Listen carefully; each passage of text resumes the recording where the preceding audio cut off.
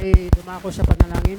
Panginoon, salamat po sa umagang ito na kami po dinako po ninyo sa Silanganan Community Christian Church. At alam po namin, Panginoon, ang araw na ito ay napakahalaga dahil kami po ay makakarinig ng iyong mga salita. Mga salita, O Diyos, na makapangyarihan, mga salita na nagbibigay ng kalayaan sa amin, at mga salita na nagbibigay ng kaligtasan sa bawat isa sa amin. Salamat po, Panginoon, pagpalain po ninyo ang aming pong pag-aaralan, magiging gabay ito, magiging liwanag ito sa aming buhay, upang kami ay makapagpapatuloy sa aming paglilingkod sa inyo. At sa aming pong paglilingkod, makakagawa ka po ng mga himala, mga bagay na kagilagilalas at mga bagay na napakabuti para sa inyong mga anak. Salamat po sa umagang ito. I-bless po ninyo. Ito po ang aking dalangin sa pangalan ni Jesus. Amen. Praise God. Mapo po tayo. Purihin ang Panginoon. So, balikan po natin yung ating tema. Ito po ay inaral natin noong last Sunday. No? Sa 1 Corinthians chapter 13. I-series po natin ito. 3 lamang po ito. No? At ito po yung ating pag-aaralan the whole month of May. No? Tapos June, i-series po natin ang ating pong pag-aaral. Praise God. Para matuto tayo.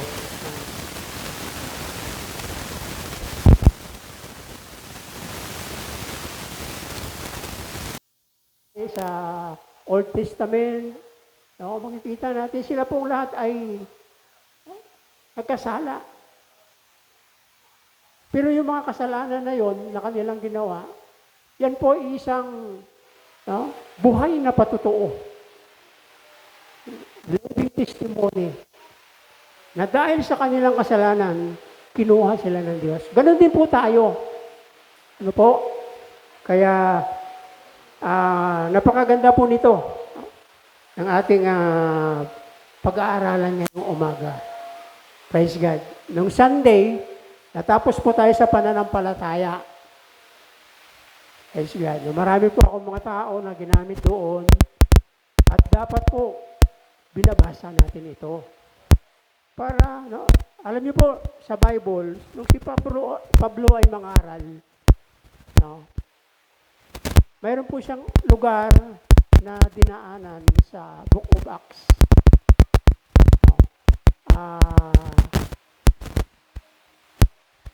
Ang lugar po nito ay Antioch at Berea. Nasusulat po yan sa Book of Acts. Habang nangangaral si Pablo, tinitignan po ng mga taga Antiqua or Antioch kung totoo ba ang ipinapangaral ni Pablo.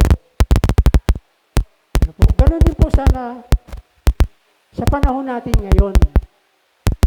Tuwing mayroong aakyat dito sa pulpito at mangaral, suriin natin, totoo ba ang sinasabi ng taong ito? O ginagawa niya lamang ito? O kanya lamang katang-isip lamang ba? Praise God. Kaya mahalaga po mga kapatid na mag-aaral na tayo ng Biblia. Praise God. Huwag nyo na po i-memorize ang bayaran po ninyo buwan-buwan. Huwag nyo nang isipin palagi pag dumaan si Judith. Bayaran ng tubig, bayaran ng ilaw, bayaran ng internet. Ano pa ba? Yan si Judith, nakakatakot yan pag dumaan. Praise God. Praise the Lord. Hallelujah.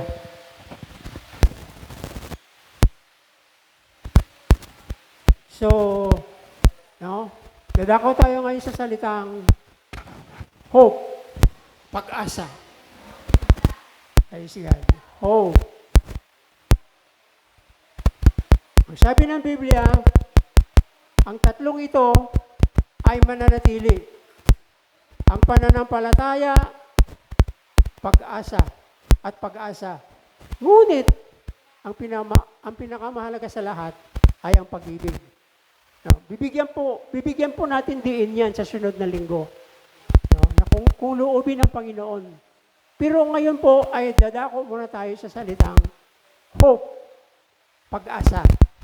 Alam niyo po si Pablo nangangaral dito sa 1 Corinthians.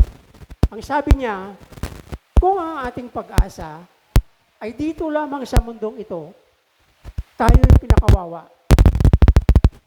Amen? No, tayo yung pinakawawa. At ano ba yung inaasahan natin sa mundong ito? Ano ba yung pinahalagahan natin sa mundong ito? Na alam naman natin na ang mundong ito ay mapaparam, mawawala. Praise God. Ang lahat ng bagay ay mawawala sa mundong ito. Pero meron isang bagay na hindi mawawala. Ano yun? Ang salita ng Diyos. Praise God. Kaya mula ngayon, mga kapatid, isang reminder po sa atin, magbasa tayo ng Bible. Kahit one chapter a day. Isang chapter lang sa umaga. Isang chapter sa gabi.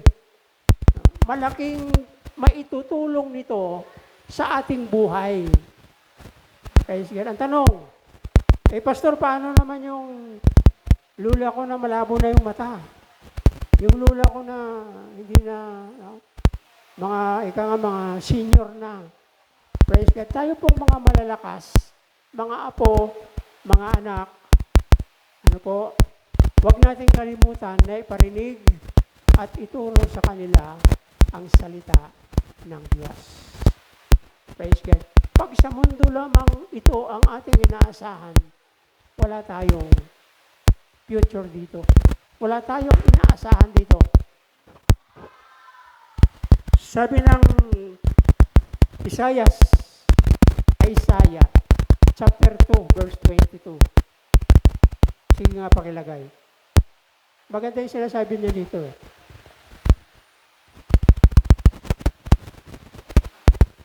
Isaiah chapter 2, verse 22. Basa.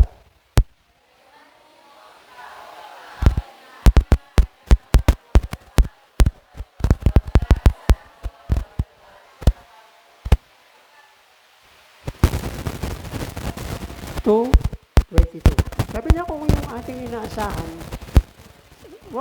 sabi niya, wag tayong umasa sa tao. Kasi wala yung magagawa sa atin. Praise God. Maliban na nga lang siguro kung yung taong ating inaasahan, siya po yung nagmi-mentor sa atin. Siya po yung nagbibigay ng Word of God sa atin. No, yun po yung mga taong dapat nating asahan. Ibang kapag may problema tayo, siya yung magbibigay ng encourage sa atin. Kapag mahina tayo, palalakasin tayo nun. Kapag lumalakad tayo sa dilim, dadalhin tayo sa liwanag. Yun yung dapat na magiging isipan natin. Yung mga tao na nagdadala ng mabuting balita, sabi po sa chapter 9 ng Roman, sabi niya, kay anong ganda nang makita ng mga taong nagdadala ng mabuting balita. Praise God. Kaya kapag mayroong pangangaral ng salita ng Diyos, dapat i-accept po natin ito. Kunin natin ang tama at itapon natin yung mali. Praise God. Mukhang mayroon isang preacher dyan sa likod. Kinig kayo dito. Dito. Yan. Mahirap pong salita dito, nangangawit na ako. Kaya makinig kayo. Sandali lang ito, mga 3 hours and a half. Praise God. Napakahalaga po at dapat nating bigyan pansin sa panahon natin ang salita ng Diyos. Pupunta tayo sa langit eh. Sino gusto pumunta sa langit? Praise God. Gusto nyo mauna?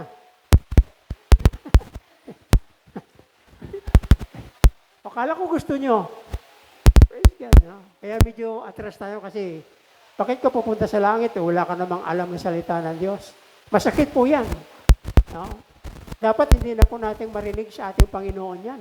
Pagharap natin sa Kanya. Pagharap natin sa Panginoon, dapat ang sasabihin ng Panginoon, welcome, my beloved Son. Pumasok ka sa kalangitan. Pumasok ka sa aking kaharian. Hindi siya sabihin sa iyo ng Panginoon, o bakit ka pupunta rito? Amen. Sana po mamulat na po tayo sa katotohanan at mabuksan po ang ating puso sa mga reminder na ito. Paalaala. Huwag natin gaanong mahalin ang mundo. Huwag natin gaanong mahalin ang sanlibutan. Dumadaan lang tayo rito. Amen? Naglalakbay lang tayo dito. Praise God. Ang tunay na tahanan natin ay doon sa langit. No? Yung bagong Jerusalem, sabi ng Revelation chapter 21. Praise God. Hallelujah. Kaya po ito po yung ating aral. No? Please lang po, memorize po ninyo ito. At ito po yung ating i-apply sa ating pamumuhay within the month of May. At ako po naniniwala na pagkatapos ng May, kapag ito po ay ipamamuhay natin, mayroon pong impact. Mayroon pong napakagandang bagay na gagawin ng Diyos sa buhay natin. Purihin ang Panginoon. At tingnan po natin, ang tatlong ito ay mananatili. Pananampalataya, pag-asa, at pag-ibig. Ngunit ang pinakamahalaga sa lahat ng ito ay ang pag-ibig. Praise God. Praise the Lord. Pag-asa. Buksan natin ang Romans chapter 8.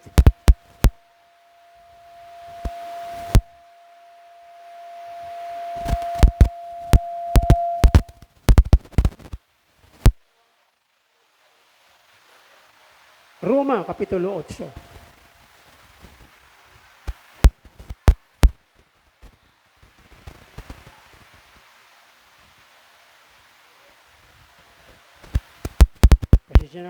Pasensya na po kayo, medyo malabo pa yung aking mata. Romans. Chapter 8. Yan.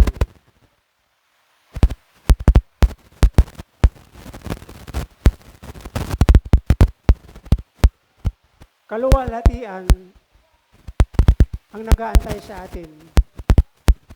At ang kaluwalhatian ang ating pag-asa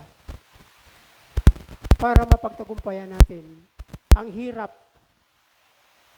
na ating dinaranas sa mundong ito. Sabi dito sa verse 18,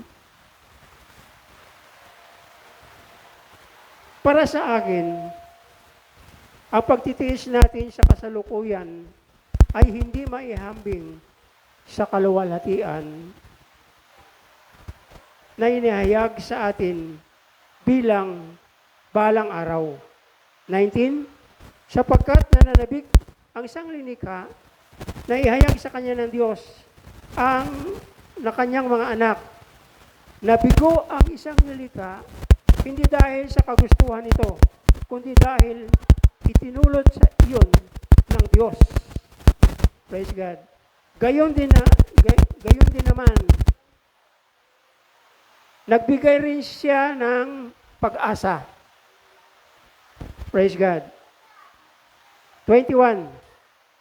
Na ang lahat na sanglilikha ay pinalaya ng Diyos upang hindi na ito mabubulok at upang maging kabahagi nito sa kaluwalhatian, kalayaan, at bilang mga anak ng Diyos. Verse 22.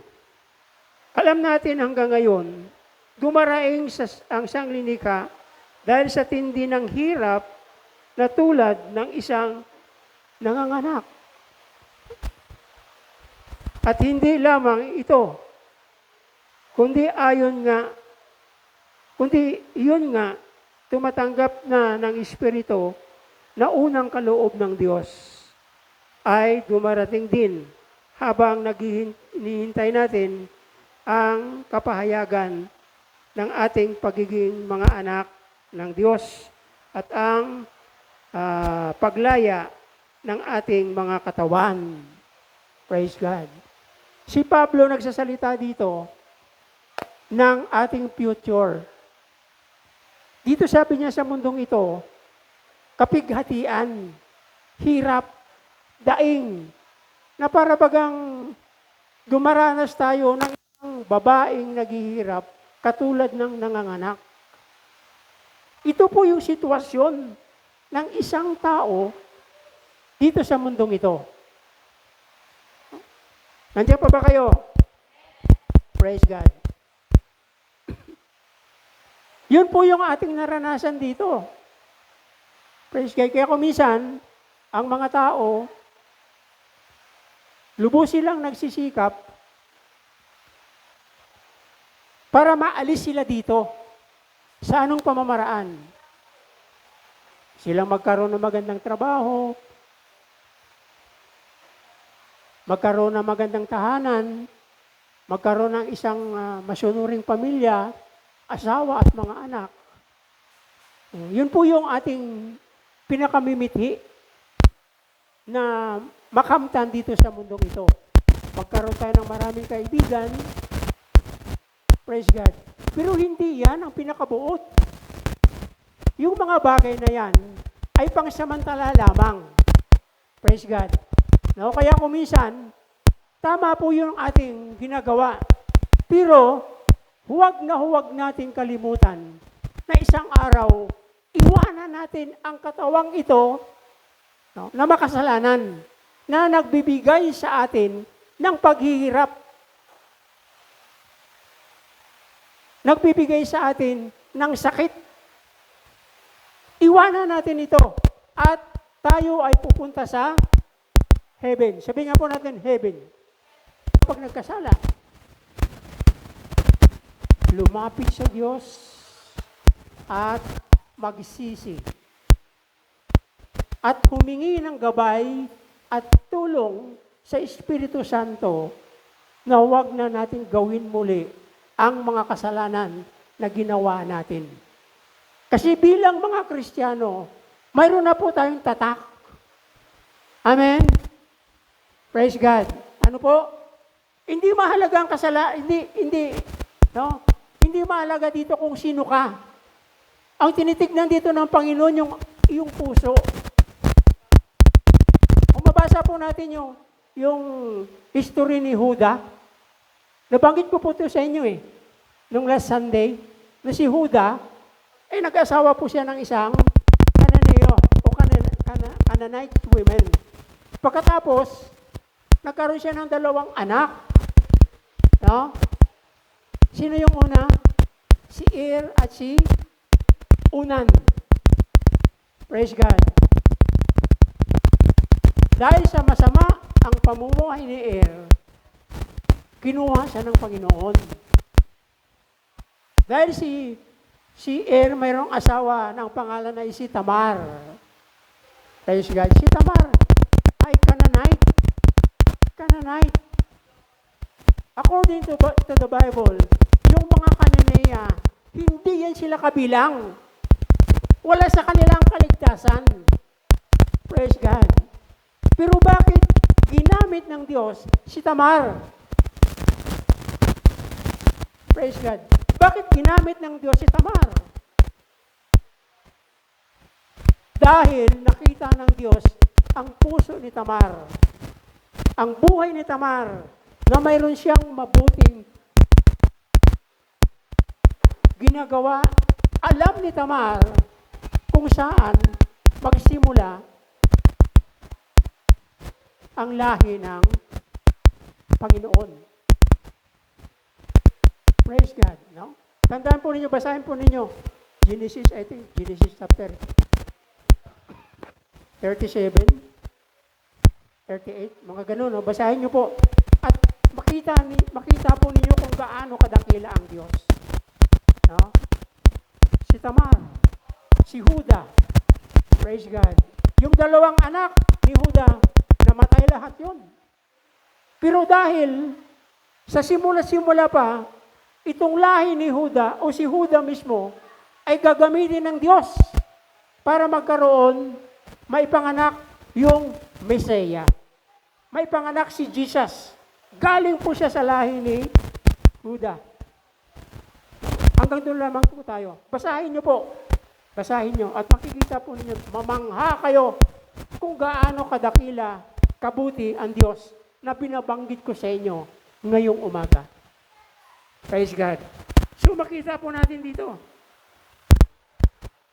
Ligtas na tayo. Ligtas na tayo. Kaya kung lagi mong iniisip na ikaw ligtas na, ang pag-iisip na ito, ang siya din pong magdadala sa inyo kung paano kang mamuhay ng righteous. Paano kang mamuhay ng tama. Hindi nating maalis ito na tayo kung minsan ay magkakamali. Praise God. Ano po ba yung kasalanan na malalim o karnal? Tawag dito. Yung kasalanan na walang kapatawaran. Praise God. Yung kasalanan na alam mo ng mali ay gagawin mo pa. Amen? Praise God. Minsan naglalakad ka. Ako nga thunders na eh. Minsan naglalakad ka. May makikita kang babaeng maiksi yung short. Yung bang punto na kapag yumuko, labas na yung Father, labas na yung heaven and earth. Nandiyan pa ba kayo? Pag yumuko,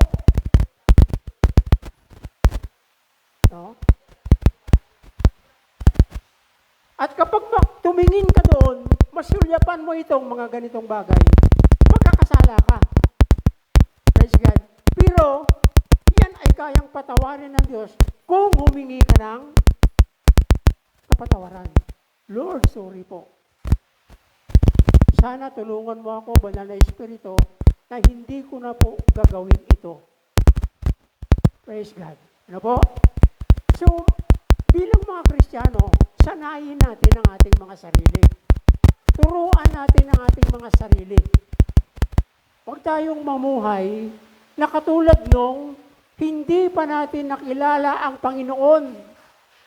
Kung ano yung ginagawa nila natin. Kung ano yung iniisip nila, iniisip din natin. Pero tayo ay mayroon ng bagong buhay. Hindi lamang buhay, pag-asa. Praise God. No? Sabi niya, ligtas na tayo at inaasahan natin ang kaganapan nito. No? Yung pag-asa po ay siyang magtuturo, magdadala sa atin sa pamumuhay na ayon sa kalooban ng Diyos. Halimbawa, ganito yon. Sabihin ko sa inyo, Brother Joseph, antay ka next week. Anong araw ba ngayon? Sunday. O mga Thursday, antay ka.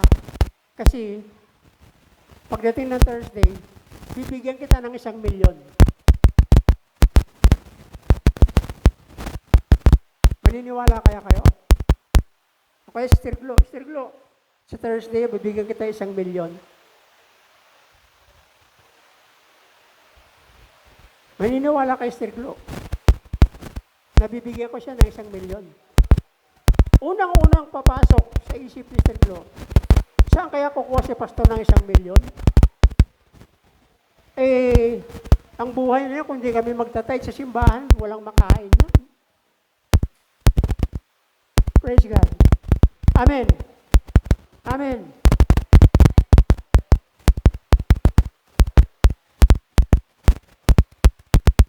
Tinitingnan natin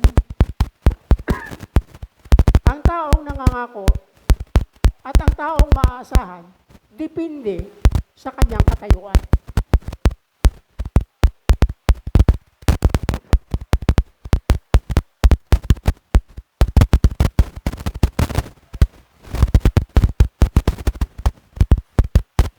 Pag ako mangako, magkakaroon ng malaking question mark kasi alam nyo na wala akong maibigay at hindi ko kayang ibigay ang aking pangako na 1 million.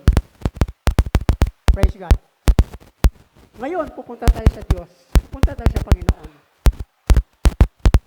Nangako ang Panginoon sa inyo. At ang pangakong ito ay maaasahan. Amen? Amen. Praise God. Anong gagawin natin? Maaasahan mo yung pangako ng Diyos. Dahil alam natin ang Panginoon ay makapangyarihan. Alam natin na ang Diyos, kaya niyang gawin ang lahat ng bagay. Ginawa niya ang langit at lupa.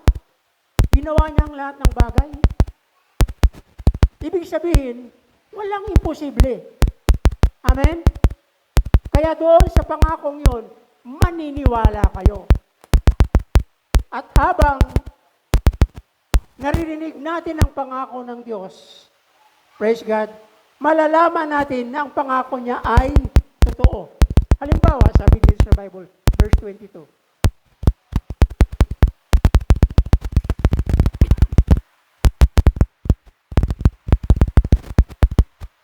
Ngunit, verse 21, ngunit hindi yun matatawag na pag-asa kung nakikita na natin ang ating inaasahan.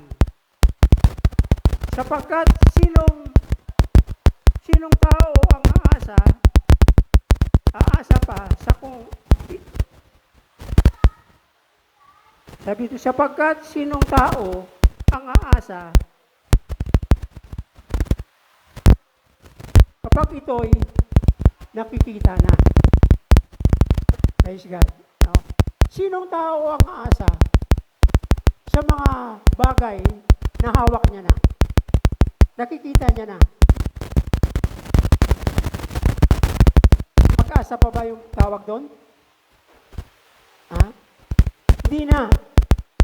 Praise God. Pero kung hindi pa nating hawak yung ating inaasahan, praise God, aantayin natin ito ng buong pagtitiyaga. Praise God. Kaya ang mga Kristiyano ay marunong magtiyaga. Praise God. Nung Sister Eva, niligawan ko, hanggat hindi pa ako sinagot,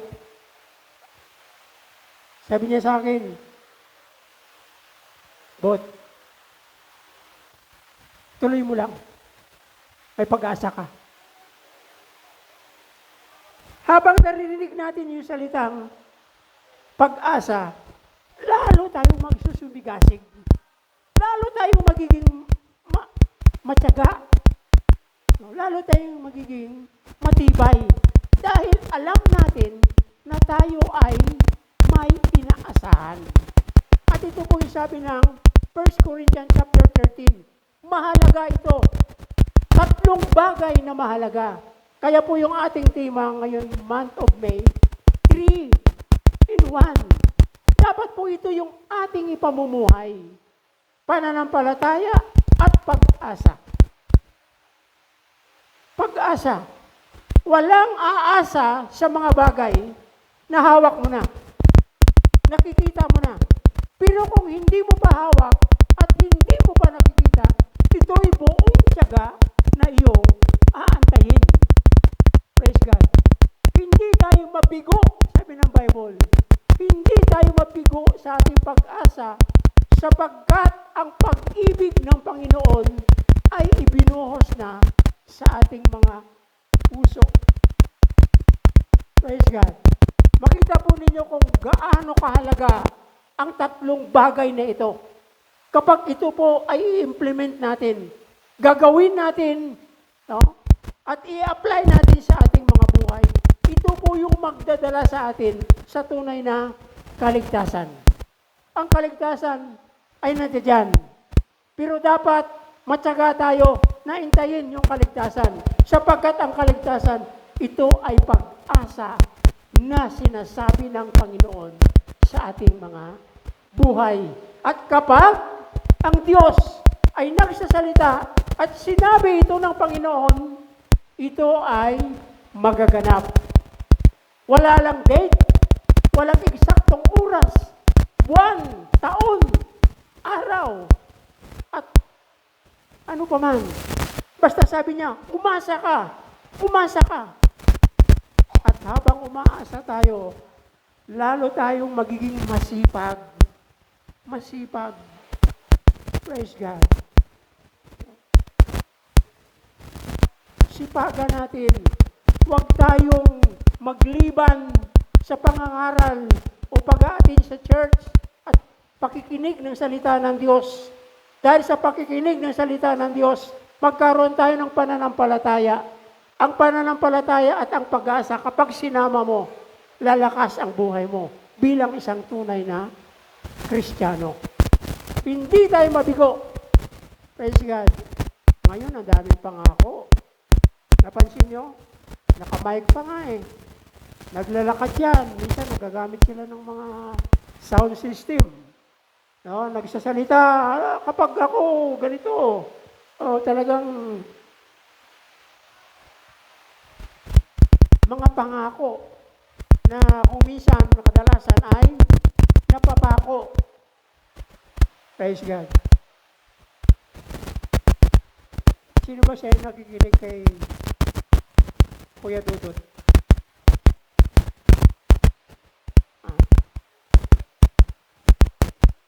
Sino nakikinig? Alam niyo ba kadalasan? Naparinig ni Kuya Dudut. Kuya Dudut ba? No. Yung mga pusong nabigo, mga pusong wasak. Praise God. No, ang ating Panginoon, habang inaantay natin ang pag-asang ito, bibigyan niya tayo ng lakas. Tutulungan tayo ng Panginoon. Praise God. Hindi tayo iwanan ng Diyos. No? Ang kanyang mga pangako ay mabisa. At ito ay nababasa natin. Saan? Saan natin nababasa? Saan natin nababasa? Sa balot ba ng talbos ng kamote? Sa mga dyaryo ba? Biblia, mga kapatid. Bible. Ito po yung ipinapangaral ko sa inyo ngayon. Para lumakas ang ating loob. Magkaroon tayo ng katatagan, tibay, na magpapatuloy. Yung hirap nating naranasan ngayon, sinabi niyo dito eh. Pero alam niyo po ba, yung hirap, yun po yung mga bagay na magtutulak sa atin o mag-uudyok sa atin para susugan natin. Labanan natin ang mga kahirapan na yan. Hindi minsan pag hindi ka pinagbigyan, magtatampo ka. Masasaktan ka. Praise God. Sabi ni Paul dito sa chapter 13, sabi niya, basahin niyo po yung buong chapter 13. Mababasa niyo po yung sasabihin ko. Sabi ni Paul, nung ako'y bata pa, nag-iisip ako katulad ng isang bata. Nagsasalita katulad ng isang bata. Nangangatwira ng isang bata. Ano ba yung bata? Mga nanay, kung meron kayong mga anak magkakapatid, yung isang kapatid, meron siyang mga bagay na hindi nagustuhan. Anong gagawin? Magsusumbong yun. Praise God. Nanay, bakit ganyan si ganito? Ganyan. Pero sabi ni Paul, tayo ay meron na sapat na gulang. Mayroon na tayong pustong pag-iisip. Iwanan na natin ang asal bata. Ituon natin ang ating paningin kay Jesus na siyang pinagmumulan ng ating kaligtasan. Ituon natin. Look into Jesus. Tumingin tayo sa ating Panginoon. Siya ang magbibigay sa iyo ng pag-asa. Sa tao, mabibigo tayo. Sa tao, kuminsan wala tayong mapapala. Praise God. Pero kapag sa Diyos tayo tumingin, siya yung ating pag-asa. Magbibigay sa atin ng kalakasan. Praise God. Ano pa yung pangalawa? Dapat kapag mayroong pagsubok, no? Praise God. Anong gagawin? magpuri sa Diyos. 1 Peter chapter 1 verse 3. Ayan, magtatapos na po tayo. Unang Pedro,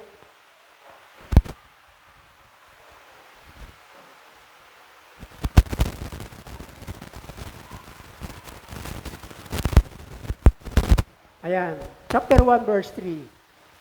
Sabi dito, pasalamatan natin ang Diyos at Ama ng ating Panginoong Jesucristo. Nagpapasalamat ba tayo kapag may trials tayo? May pagsubok sa buhay? Sinasabi ba natin, Lord, salamat? Ginagawa ba natin to? O maraming katanungan? Halimbawa, isa kang dalaga. May talagang boyfriend ka nga sweet kayong dalawa. Bigla kang iniwanan. Praise God. Magagalit ka ba sa Panginoon? Sisisihin mo ba ang Panginoon? No. Kaya pinahintulot ng Panginoon yun dahil mayroon pa siyang higit. No? Na mas gwapong lalaki, mabait na boyfriend, na siyang magkakalinga at alaga sa'yo. Praise God. Kaya matuto tayo magpasalamat.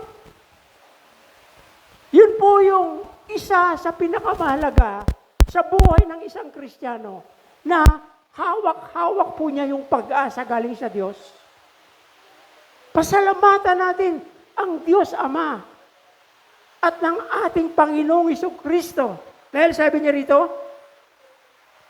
dahil sa laki ng habag niya sa atin, tayo'y binigyan niya ng isang panibagong buhay sa pamamagitan ng muling pagkabuhay ng ating Panginoong Jesucristo mula sa libingan, at ito ay nagbibigay buhay sa atin. Sabi niya rito, at ito ang nagbibigay sa atin ng isang bagong pag-asa na makamtan natin ang isang kayamanan di masisira, walang kapintasan at di kukupas. Inihanda ito ng Diyos sa langit para sa inyo. Praise God.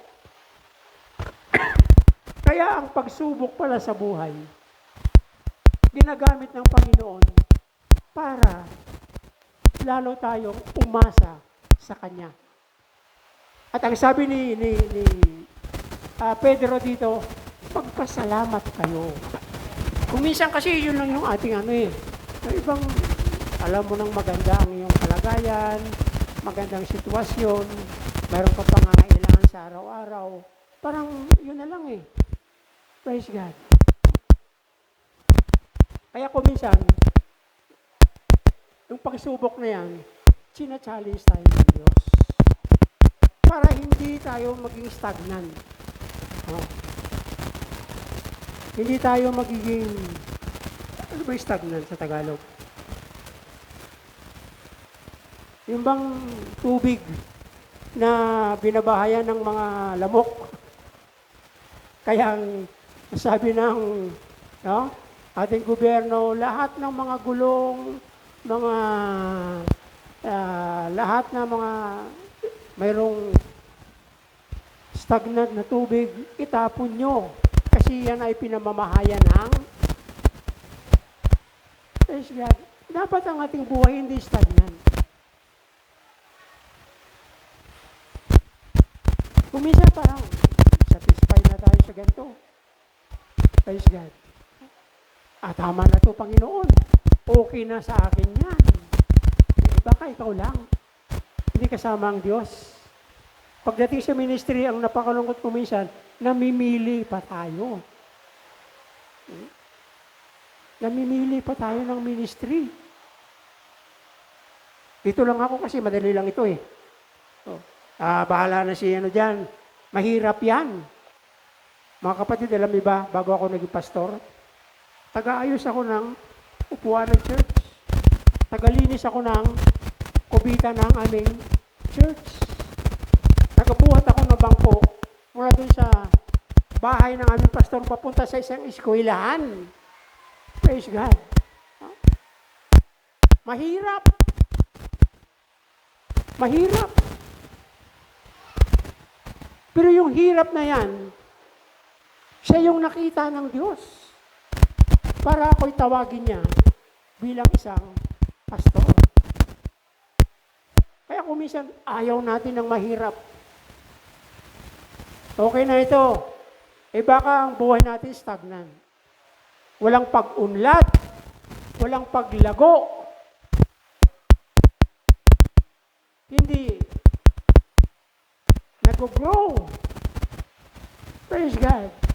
Nabaga kung ano yung ginagawa natin noong nakaraang taon, siya din yung ginagawa natin ngayon. Napakasarap ng ginagawa mo yan. Pero subukan mo, kumain ka palagi ng laging masarap ang ulam, masasawa ka rin. Kaya yung ating ministry na hinahawakan, masasawa din tayo. Paano tayo hindi masawa? Tumingin tayo lagi sa pag-asa. At ang pag-asang yan, si Brother Jan, pasensya na Brother Jan, nabanggit yung pangalan mo. 2 beses niya mag-attempt na mag-board exam. Hindi siya pumasa. Tanungin mo siya, gusto pa ba niya mag-teacher? Gusto pa ba niya sumubok uli ng board exam? Yan si Tony, hindi pa yan. Hindi pa naka-board exam yan. Kung minsan ang isip natin parang bata, ang gusto natin kaagad, no? Dahil 3-in-1, instant. Instant yaman. Ano pa ba? Praise God. Daanin mo sa impluensya. Daanin mo sa tamang proseso. Daanin mo sa tamang pamamaraan. At pagpalain ka ng ating Panginoon. Ano sabi niya sa Romans chapter 8, verse 21? Ang bagong buhay na ito, hindi tayo mabigo sa ating pag-asa, sapagkat ang pag-ibig ng Diyos ay ibinuhos na sa ating puso. Kung niluloko-loko ka lang ng girlfriend mo, niluloko-loko ka lang ng boyfriend mo, mag-isip ka. Baka kailangan mo si Jesus para makakita ka ng perfect girlfriend. Makakita ka ng perfect boyfriend. Praise God. Porque pagwapo Lord, akin na ito. Para sa akin ito, Lord. Pagkatapos, sisingot-singot ka sa isang tabi. Pastor, iniwanan ako ng boyfriend ko. Kasalanan mo Bakit? Pinili mo yung gwapo. Amen. Alam mo naman sa panahon natin ngayon, pag gwapo ka, pinagkakitaan yan, pinag-aagawan yan. Amen. Bakit hindi ka kaya maghanap nang ibinigay sa iyo ng Panginoon para hindi ka magsisi sa bandang huli? Hallelujah. Yung mga pamamaraan natin na galing sa sinilibutan, kung minsan yun na nagbibigay sa atin ng napakalaking problema. Pamamaraan mo yan Ideya mo yan. Praise God, bakit hindi natin idaan sa pamamaraan ng Diyos? Praise God.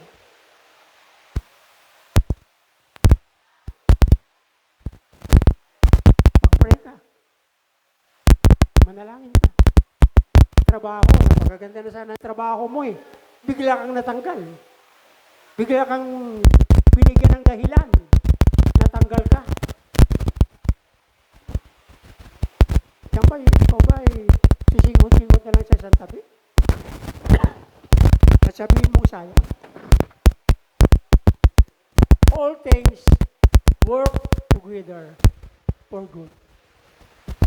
Ang lahat ng bagay ay ginawa ng Diyos para sa iyong kabutihan. Kaya kapag ikaw ay nabigo, kapag ikaw ay nawalan, huwag ka sisinghot-singhot sa isang tabi. May purpose sa'yo ang Panginoon. Hawakan mo ang pag-asa. Sabi ng Romans 8:21, hindi tayo mabigo sa ating pag-asa. Sapagkat ang pag-ibig ng Diyos ay ibinuhos niya sa ating puso. Hindi tayo aasa sa mga bagay na hawak na natin, sa mga bagay na nakikita na natin. Subalit kung hindi natin hawak at hindi natin nakikita, antayin natin ang pag-asang ito hanggang sa pagdating ng ating Panginoon. Purihin ang Diyos. Palakpakan po natin siya. Hallelujah. Praise God. Pangalawa pa lamang po ito. Ang una ay faith. Second is hope. Next Sunday or Sunday, yung preacher natin si Pastor Role. Pero ito po yung ating tema. Please lang po, bilang take home ninyo ngayon umaga, paki-memorize mo po. Praise God. So yung maka-memorize, bibigyan ko po kayo ng house and lot. You know?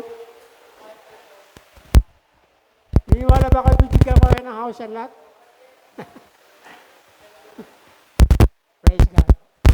Bibigyan kayo ng Panginoon ng bahay at lupa. Saan? Amen. Kaya dapat magiging masunurin tayo. Maging mapagmatyag at susundin natin ang kalooban ng Diyos. Ang tatlong ito, sabayin po ninyo ako, kaya ang tatlong ito ay mananatili. Ang pananampalataya, pag-asa, at pag-ibig. Ngunit, ang pinakamahalaga sa lahat ay ang pag-ibig. At ito po yung ating tema next Sunday. Yung nalangin tayo. Hallelujah, praise God. Panginoon, salamat po sa umagang ito. Alam ko po na inaakay mo po kami sa isang matuwid, tamang katuruan. At alam ko po, Panginoon, kapag kami ay sumandal sa katotohanan, ang katotohanan ang magpapalaya sa amin. Panginoon, nais ko po ngayong umaga na maranasan ng mga kapatid kong ito ang buhay na pag-asa na nanggagaling sa inyo. Totoo po, Panginoon, kung ang aming pag-asa sa mundong ito ay dito lamang, kami po yung pinakawawa. Walang future, walang bukas. Dahil ang mundong ito ay puno-puno ng kahirapan. But Lord, dahil sa pag-asa na sinabi mo sa amin, patuloy kaming magkaroon ng lakas, direksyon, para po gawin ang inyong mga ipinapagawa sa amin. Salamat po, Ama. I-bless po ninyo, Panginoon, ang araw na ito. Purihin ka, Panginoon, pasalamatan ka. Ito po ang aking dalangin sa matamis na pangalan ni Jesus. Lahat ng anak ng Diyos magsabi ng malakas na Amen. Praise God. Magandang umaga po. Pagpalain po tayo ng Panginoon.